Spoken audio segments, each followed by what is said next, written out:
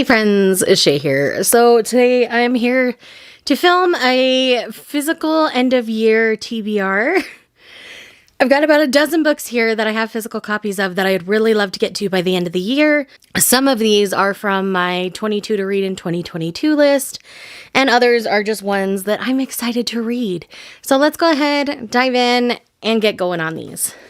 So the first one I have here is In Order to Live by Yanmi Park. This is a North Korean girl's journey to freedom. I'm very interested in the differences between North and South Korea, and I've heard this book is very informative while also being very engaging, so I'm very excited to give this one a read. I've been trying to pick up some more nonfiction this year than I have in the past, and so I'm really excited to give this one a read. I might do it in Nonfiction November. I haven't decided. I have a few other nonfictions I might pick up in Nonfiction November as well, so we'll see what happens. The next one on my list is Court of the Vampire Queen by Katie Robert. I have read Sacrifice before, but it's been long enough that I don't remember too much. So I was wanting to read the entirety of this before the end of the year. Granted, I can handle some chonky books, so I'm personally not too worried about it. This is a Barnes & Noble exclusive. They put the sticker in the worst spot. They're supposed to be down here. That's how they're supposed to go, but it didn't work very well. Anyways, so yes, very, very excited to have supported Katie on this release and to read through the entire series finally. The next one is Finlay Donovan is Killing It.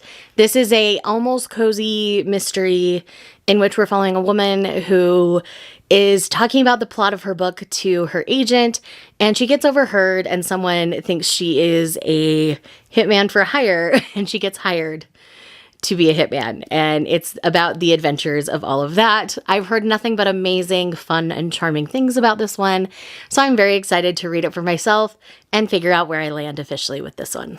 The next one on my list is Snow Country by Yasunari Kalabata. I've read another Kalabata work in the last year or so, and I really enjoyed it, and I think I will enjoy this one more. So I am very, very excited about this one. This one deals with a geisha and everything too. So it'll be something that I haven't exactly read before. So I've been enjoying branching out in my reading a bit this year. So I'm very much looking forward to reading this one. This next one may surprise some of you. It may not surprise others, but that's Things We Never Got Over by Lucy Score. I do really like single parent style romances, and this has a soft element of single parent romances. Essentially, we have Naomi, and Naomi's got a twin sister, has a kid, abandons it, leaves Naomi to kind of fend and take care of it. And then there's this man named Knox who comes into her life. He's kind of a no-nonsense, no-tolerance kind of person, but they interact, and I believe it's their romance, if I remember correctly. So I'm very excited to see where this one goes. The next one I'm hoping to get to during spooky season, and that is A Dowry of Blood by S.T. Gibson. My dear friend Izzy gifted this to me for my birthday last year. I still haven't gotten to it, and I like things written in like letter format or diary format, more written in kind of like just informational feelings kinds of things.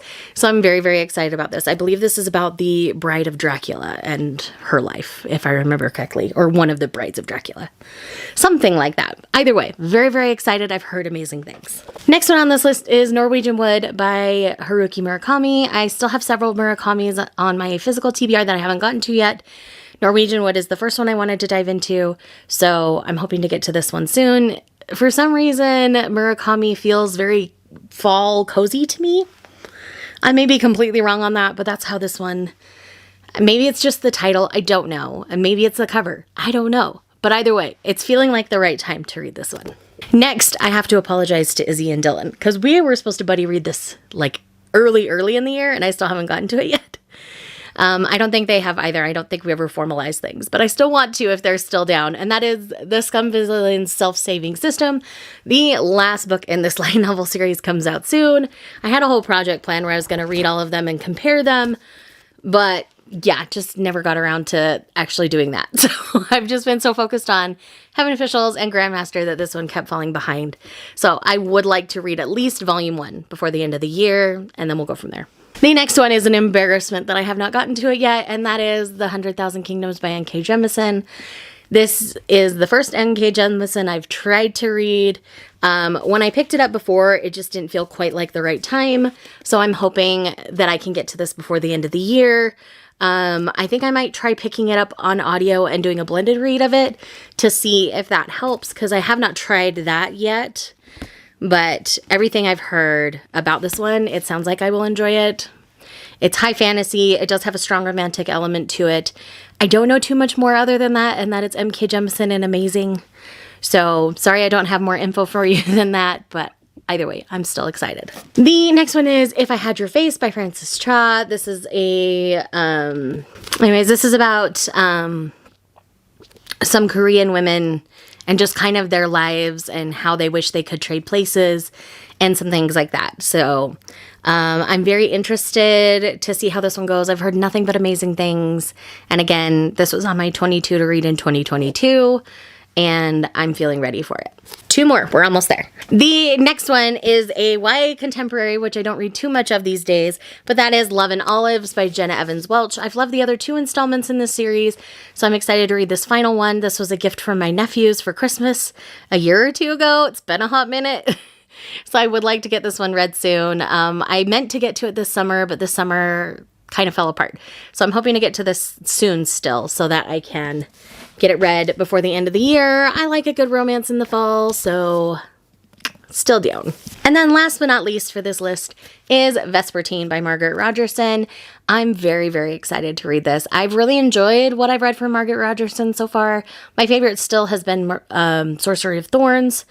But I've heard good things about this one. I've heard people like it better than An Enchantment of Ravens, but not better than Sorcery of Thorns. And I really enjoyed both of those, so I'm still very excited about this.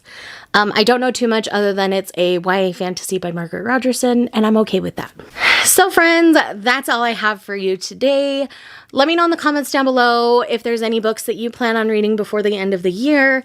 And if you're here just because you love me, leave me like some sort of either like blood or like knife emoji for Court of the Vampire Queen and Finlay Donovan's Killing It. And I will see you guys in the next one. Bye. Was it all just a dream, just all in my head?